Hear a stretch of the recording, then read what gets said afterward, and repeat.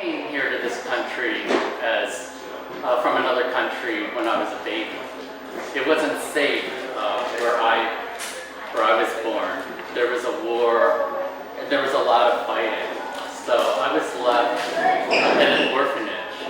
I was separated from my family when I was a baby.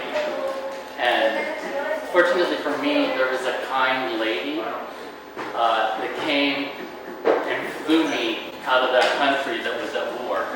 This was her name was Betty. She used her gifts and talents to get me out of that place with a lot of fighting. It really wasn't safe. They loaded me and a whole bunch of other babies up on an airplane and flew me to the United States.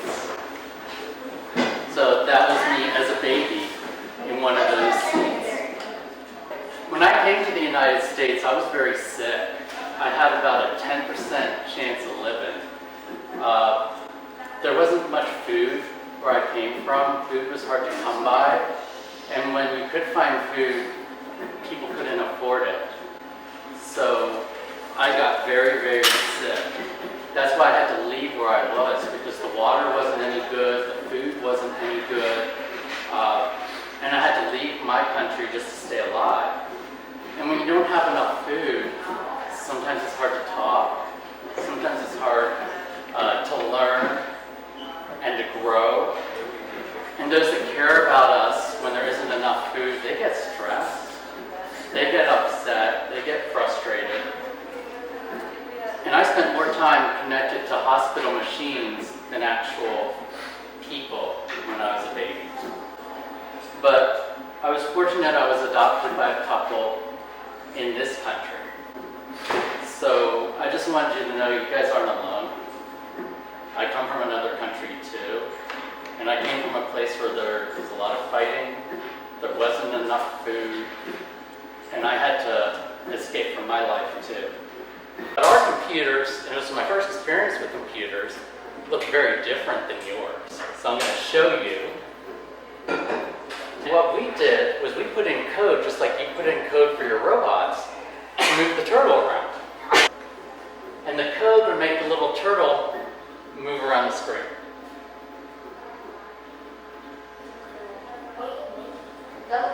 That was what we did. We didn't work with robots and laptops. We had something like this. And then in 7th grade, when I went to school, they had Apple computers. Now, Apple didn't make phones and tablets back then. They just made computers like the one that you see right there. I spent a lot of time on the computer at school.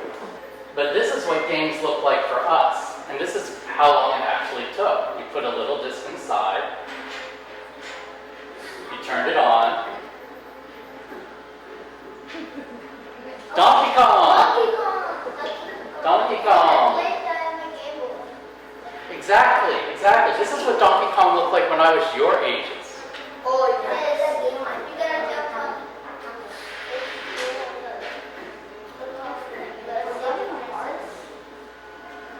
This does not end well for me.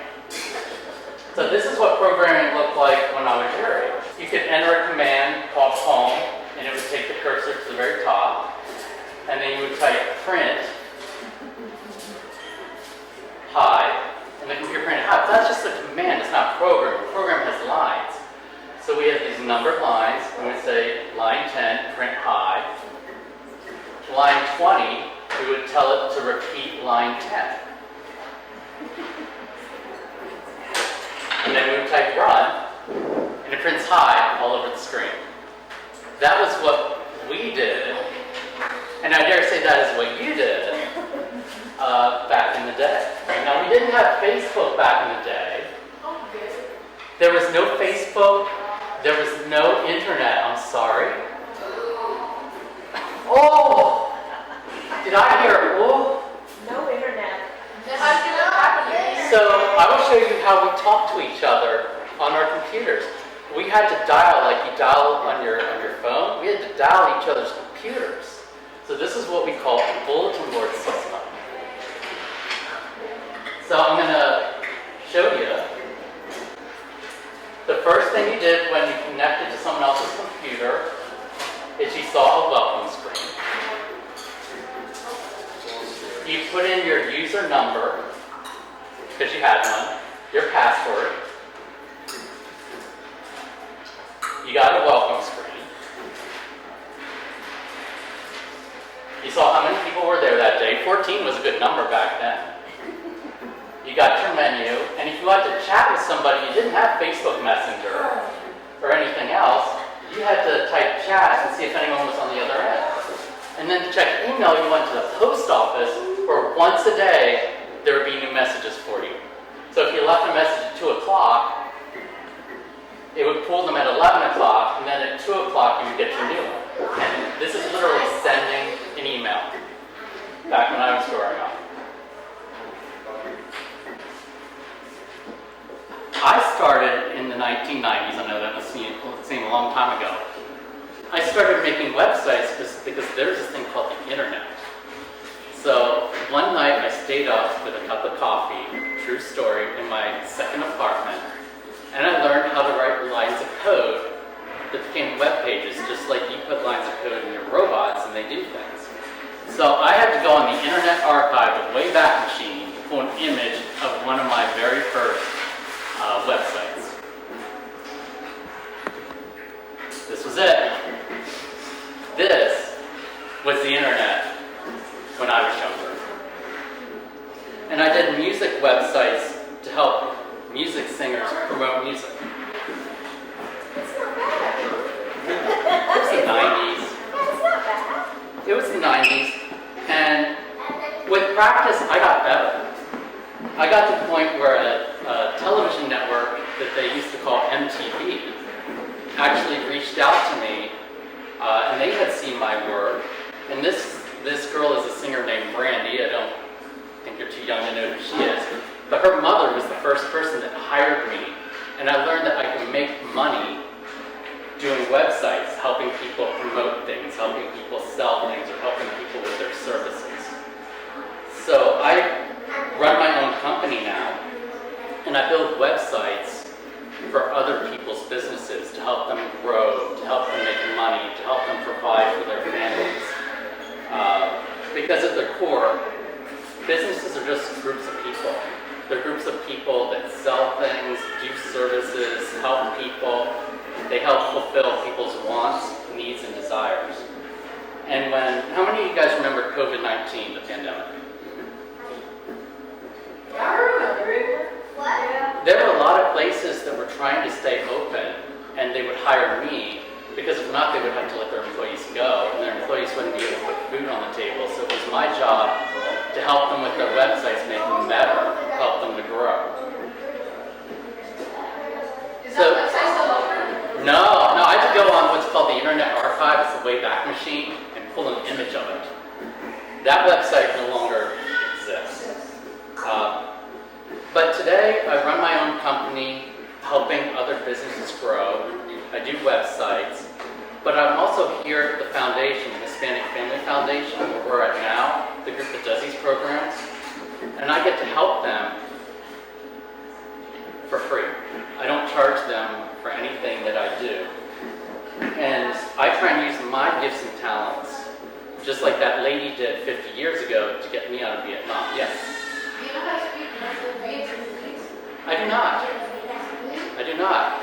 How many of you guys know how to speak Spanish? Oh, you are way better than me. You are way ahead of me. I did not learn Vietnamese, so that is amazing. So we grow throughout our lives. We pick up different gifts, skills, and talents, and there's gifts, skills, and talents in every single one of you. You have the opportunity to use these gifts and skills and talents to help other people throughout your lives. You know, today it's robots, but maybe, like the policeman said, maybe you come up with the next interactive mannequin. Maybe instead of robots, it's an artificial limb, it's a hand, it's an arm, it's something that saves people's lives. Somebody used their gift 50 years ago to rescue me and bring me to this country. I try to use my gifts and talents every day to help people. But I want you guys to be encouraged. There are gifts and talents inside each and every one of you. I have no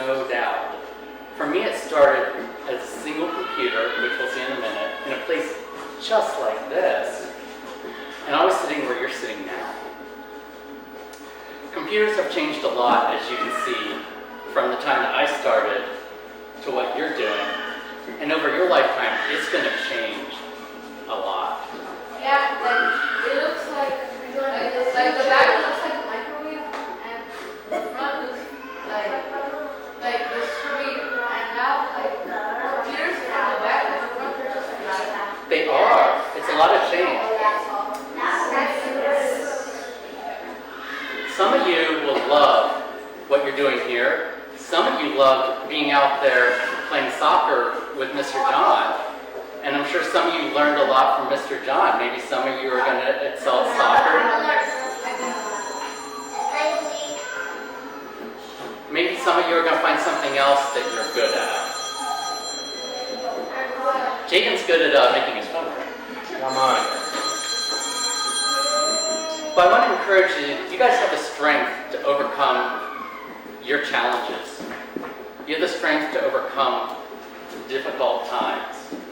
And I believe in all of you, that you have the ability to overcome whatever is in front of you guys and succeed.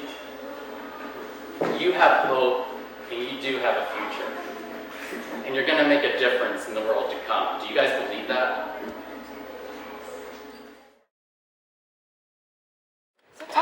I know how to do it. I know. No? Should I ask them how to turn? I'm pushing. Siente gordo cuerpo. You're pushing. Wait, can you control it from here too? Wait, that's if it's Oh, I know how to play. that's E. You're gonna go up on this is there. Yeah, I know. Yeah. Let's do a single file line. No, okay. Single file line. Oh my god. I got it. Let's do pushing me. You're pushing everyone. Milan, you have to stay before you can jump it, that's it. Press all the it.